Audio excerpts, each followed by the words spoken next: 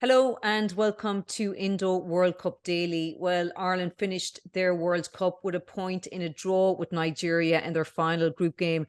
But that point has been completely overshadowed by other points made in the aftermath of this game, namely Vera Pauw's comments about Katie McCabe and McCabe's now infamous emoji. Watching it all unfold firsthand was our man in Brisbane, Dave Kelly. Dave, what a way, what a fallout to end a World Cup.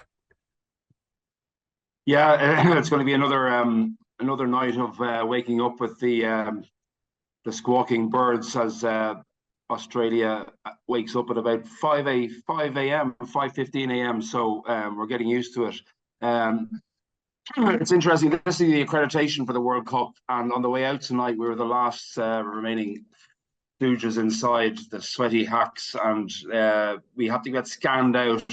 And the guy said, "You've overstayed your welcome," because the machine basically didn't recognize the accreditation badges, and we're all kind of wondering still, has the manager outstayed her welcome? And it's interesting. Lang Park is built on an old cemetery, and a lot of things have died today. There's a lot of despair, a lot of hopes and dreams. It's been, as I said yesterday, a tawdry, unseemly end, and you basically have the extraordinary situation of a coach who is insisting that tonight wasn't her last game, and she'll be at the homecoming on Thursday for a team, a squad celebrating what was an achievement about 3 weeks ago, but it's becoming less and less an achievement now, especially in its ending.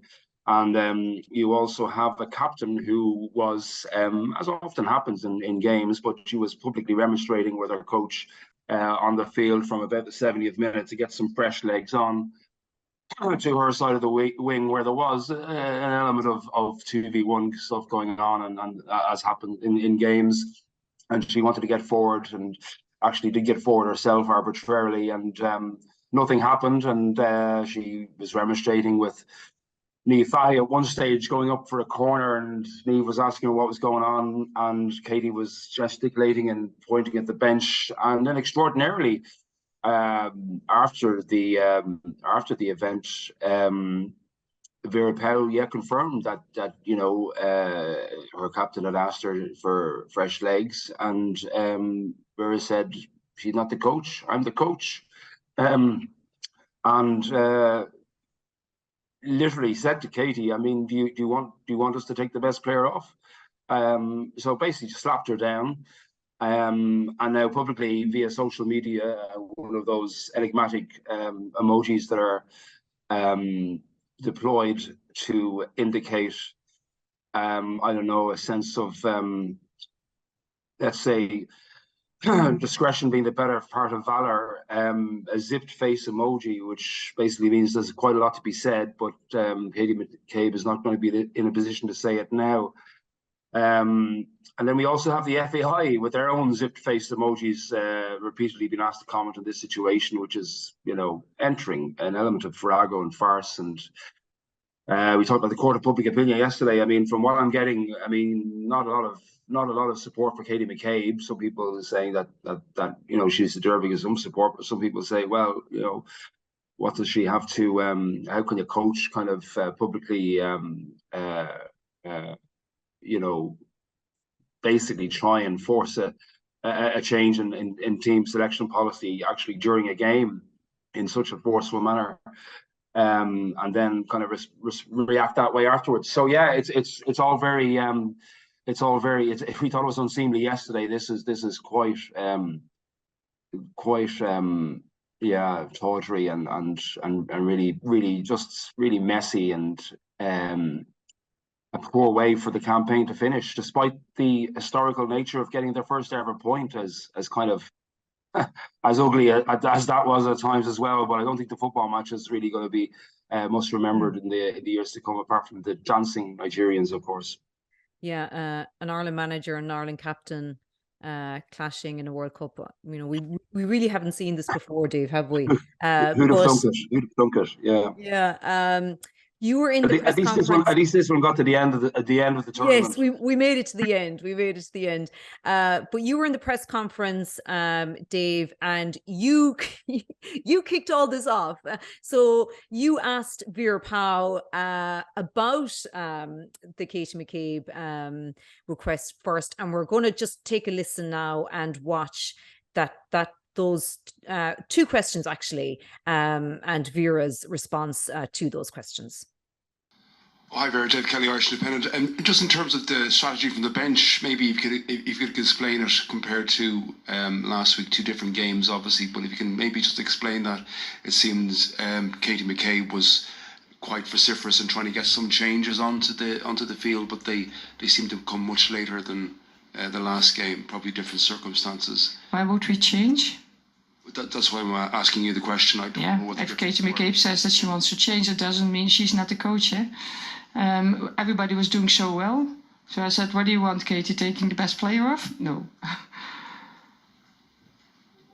But that a player is allowed to be emotional, and players allowed to say that. That's fine. But during the game, I do a step back and I analyze. And we make changes the moment that it's necessary. Vera, just and if you want to know why we made the changes, I'm happy to explain that. We have brought on Abby Larking and Marissa Shiva. Marissa Shiva to have the power forward. The legs of Heather were, at the end of the game were less, and we needed the pace over there. That was, I think, a brave decision because she has only played a little spell, but she brought that into the game and into the training sessions. We've worked with video with her on the role there, so that she could play that role. And Abby Larking, we played there because there were more and more spaces in between those lines, with Denise then being able to switch play because we couldn't switch play anymore. So to have a pocket play in front with Denise, then with the role to switch play so that we could pressure forward again, because the pressure forward was starting to lack. That change paid off because immediately from that start she understood her role. We gave her that message. That is why to play there, to constantly change the play, and she did that. Just to confirm there, so your captain, Katie McCabe, asked you to make changes and you refused. Is that correct? Fair comment? No, because a player doesn't ask and you refuse. A player can ask always, but as a coach, it's not a refusal. As a coach, you make decisions on what is necessary. A player can say everything to a coach, at least to me. What did she say? That she wanted fresh legs. Yeah, on her side. And why didn't you make that change? Because everybody was doing so well. Sinead Farrelly was arguably the best player on the pitch at that moment, so I was not prepared to take the best player off. So, Dave, what was the atmosphere like inside the press conference? You know, was there a sense of disbelief almost that what ye thought was happening actually was happening, that Katie had come over, and you know, what was the feeling you got from Vera as she answered those questions? Yeah, well, I mean, just to explain her, first of all, you know, FIFA press conferences are, and there were two teams involved, so there were Nigerian journalists as well, there were international journalists, local journalists, and there are a lot of questions about different things. So it's not, you know, where we're used to maybe a press conference, even an All-Ireland final press conference, perhaps, or an international rugby press conference, or provincial rugby, or League of Ireland, where it's very kind of narrow focus. This kind of starts off and it's kind of serpentine, so you don't kind of go straight in early on. So there was a bit of kind of general chatter about the tournament and the fans, from questions from other people, and then we're kind of waiting to kind of almost your kind of timing when is the best kind of run. And like in fairness, the question was more.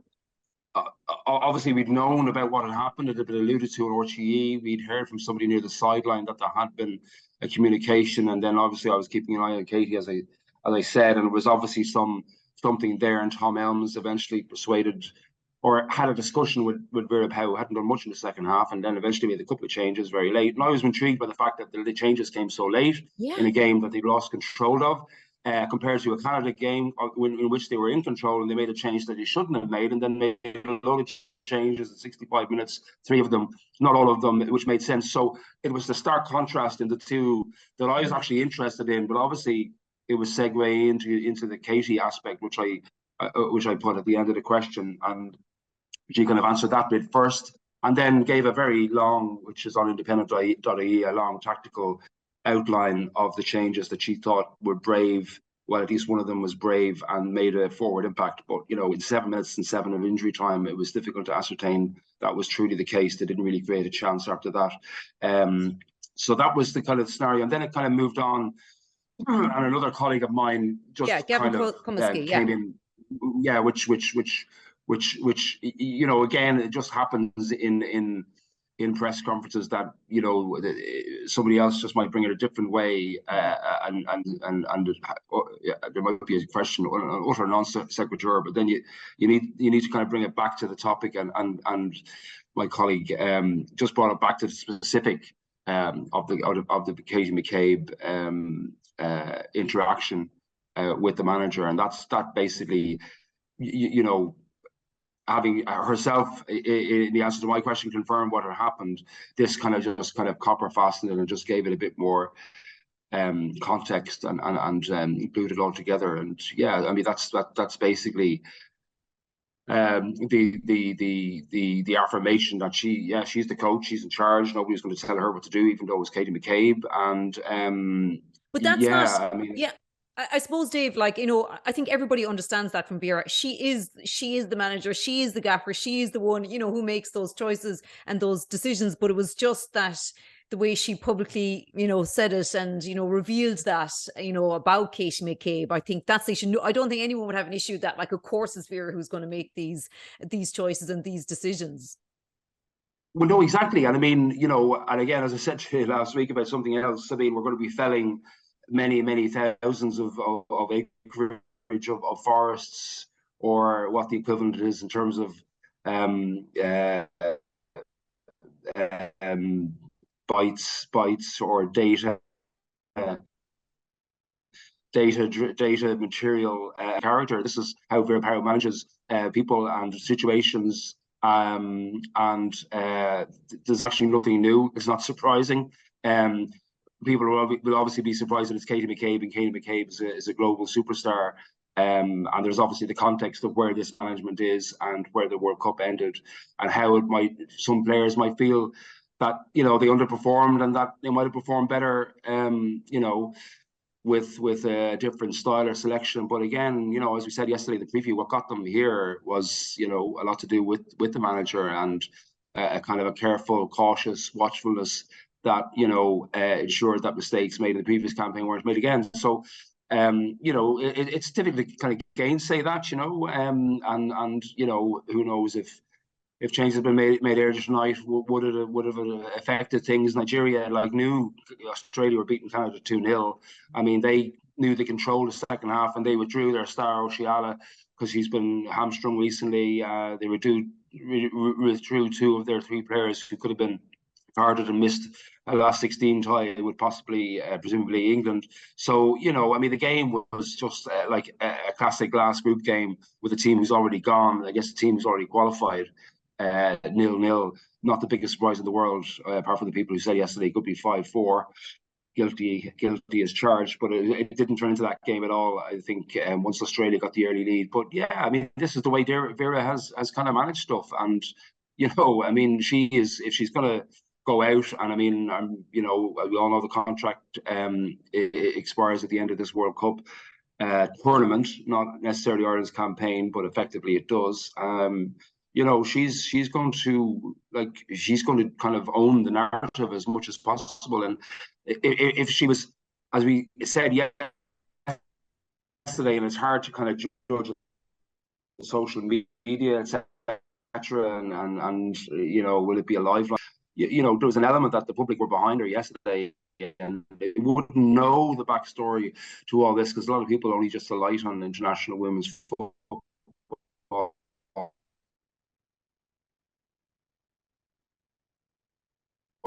when it becomes this is probably more credence in terms of the public, because people just see kind of possibly a petulant, spoiled captain trying to get her own way, and the manager, quite rightly, as a lot of people say, managing. Yeah, and there has been a mixed reaction, to Katie McCabe's emoji online. What's the fallout from this like? What is the ramification of this, Dave?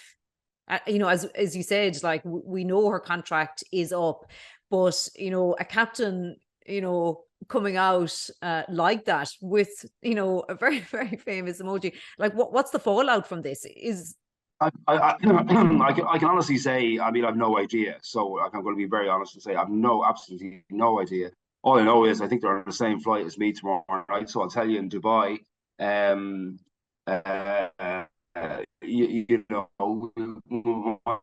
hear stamping of the feet upstairs. But involved, I mean, do the players kind of try and have some sort of sense of at least getting through the next few days, because they're going to be on stage together with the public saluting them, and they don't want to be seeing a coach and a captain at loggerheads on either side of the stage. I mean, it's just not. It's just, as I said earlier, it's unseemly. So I have no idea what happens next. I really do not. I mean, obviously, Katie McCabe is going to play for Ireland for the next 10 years. Vera Pauw is not going to manage Ireland for the next 10 years. So we know that much. Whether she lasts another 10 days, 10 weeks, 10 months, that's the kind of big question. A lot of this is in the gift of the FAI now, because Vera wants to stay on and she's waiting to hear from them. And they're also, as I said earlier, they have the zipped emoji as well, where we don't know what their thoughts are. But obviously, if they're listening to the players more than the manager, Vera Pauw will not be the Ireland manager when Ireland play the FIFA on September 23rd against Northern Ireland to start the Nations League. Yeah, and come here, did you get to talk to Katie McCabe at all? I know, like, again, she didn't do the eve of match press conference. Did you get to talk to her at all? I was, I was in the press conference, so I think she might have been floating around, did a bit of TV, but I didn't see anything with the TV or comments that she might have made in a mix zone that alluded to any of this. So, so there's no sense of what the kind of players think about this, because there were no players. The players had all gone, basically, because you're in one room, and I haven't. Although I can multitask, I can't multi-locate. It's not one of my very limited talents. So I haven't seen anything unless it emerges, and she might put something on Instagram, but I haven't seen that. She didn't even replicate the Twitter post on Instagram. So, but it's what time is it? It's half 5 at home. We get another 5 hours, and it'll be 7:30 in the morning here, and have to check out at 8. So yeah, we'll be on the steps of this hotel. Scrolling through social media, it's the joys of the job, I guess. Yeah, well, it is X now, of course, Twitter, Dave. Do keep up with it. And it felt very much like X marks the spot with that McCabe emoji. But come here, you were talking to Courtney Brosnan, of course, who pulled off that incredible World class save during the game, and you did ask her about Vera's future as well, and whether she would like her to stay on. Again, came into this official press conference room because she was the player of the match. Obviously, wonderful save from Kanu, if I remember one of the brief highlights of the game. And yeah, she's been like one of Ireland's consistent performers. And again, it's much shorter than the Vera Pauw press conference. And I just asked her, did she think Vera would be there at the homecoming or the Aviva? As the FIFA man tried to take the mic away from me, and she said she doesn't know, it's not her decision, and whatever, the usual kind of stuff. I mean, it wasn't like, will you back the manager? Because again, the FIFA guy wasn't into the whole thing. So yeah, I mean, it's just the players are just kind of on a different level to all this now. Really, it's gone beyond that. It's kind of FAI FAI manager stuff, and whether Kieran Medler, the BDO or representative, is involved as well. It's all kind of very messy and in the hands of people who have who are going to be doing things away from the public eye, and but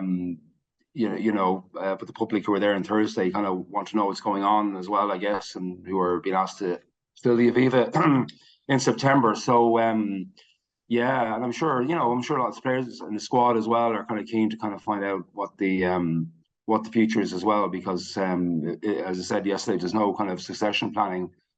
What's this all about? So yeah, listen, we'll just have to wait and see what happens. The FAI are kind of, as we've seen with kind of like discussions with other managers and stuff, they're not really very, very quick about doing stuff like this. And there's not a lot of kind of, it's a new FAI, obviously, right? Okay, and it's not as dysfunctional and as corporately insert words here that lawyers won't hear. And so, but they're not, in terms of football IQ. I mean, there's not a huge amount of nous I would have seen there. And like you see Packie Bonner talking about, like maybe Celtic should be pitching up in Ireland last week. There's you wonder where the intelligent, smart people are in that area in terms of making football appointments, so or football decisions. So yeah, no, listen, it's going to be interesting to see how they got to work around this, and if today is kind of optics, as they call it in the business of show, if the optics have any bearing on that in terms of the Katie McCabe stuff. I know a lot of people in the FAI would be kind of seduced by the glamour of Katie McCabe, for example, and would kind of see the Vera Pauw situation, as you spoke about yesterday, the off-field stuff as maybe baggage and stuff they don't want to deal with anymore, and a kind of a watershed of a World Cup, say pinnacle of this era.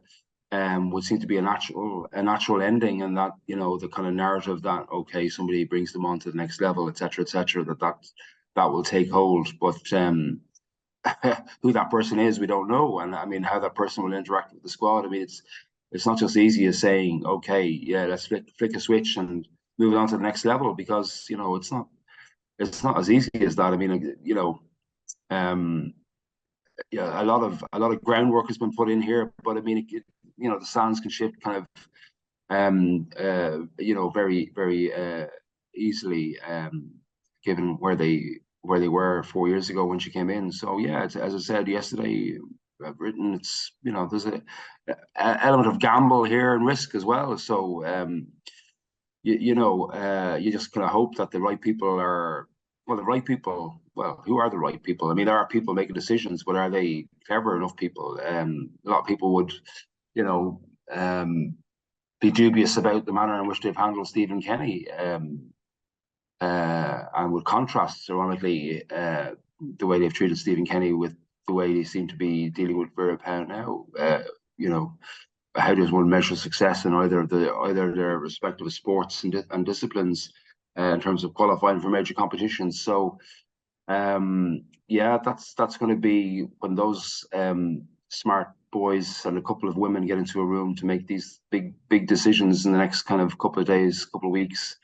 Yeah, they better come up with something good, because like we should be talking about legacy and what this means for women's sport, women's soccer specifically, but women's sport in Ireland, and the lack of opportunities that are still rife around the country for girls playing sport, girls playing soccer.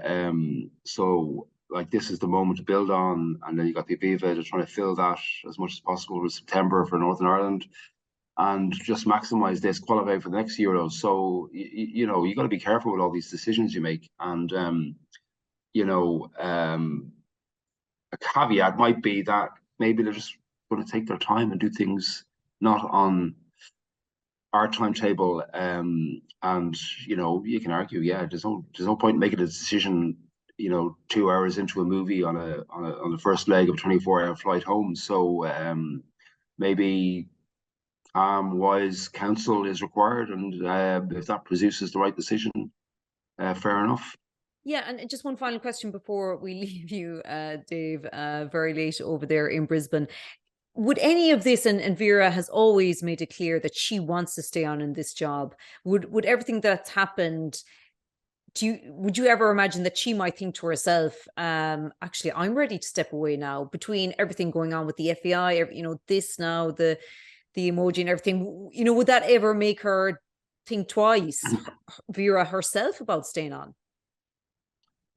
Yeah, I mean, she's so strong-willed. You kind of wonder sometimes. But like, if she said is very always had the embrace of the country, which she still does, And again, straw polls mean nothing. They produce terrible #1 TV shows and #1 books and #1 songs. But like, the straw poll would have Vera Pauw as manager, not for the next 2 years in perpetuam, perhaps.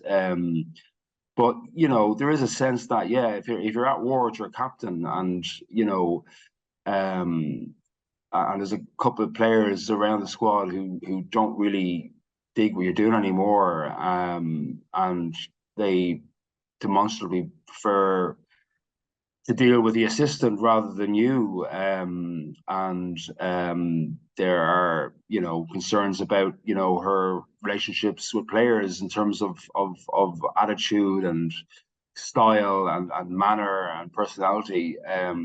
Like, is that sustainable? I mean, like, in very bold terms, is the relationship between the coach and captain, like, is that irretrievably broken down? If it is, you can't, like, you can't sacrifice your best player, so that's an FAI kind of, again, calling all of this, like, what are you going to do? I mean, like, Katie McCabe is not going to retire from international football, so and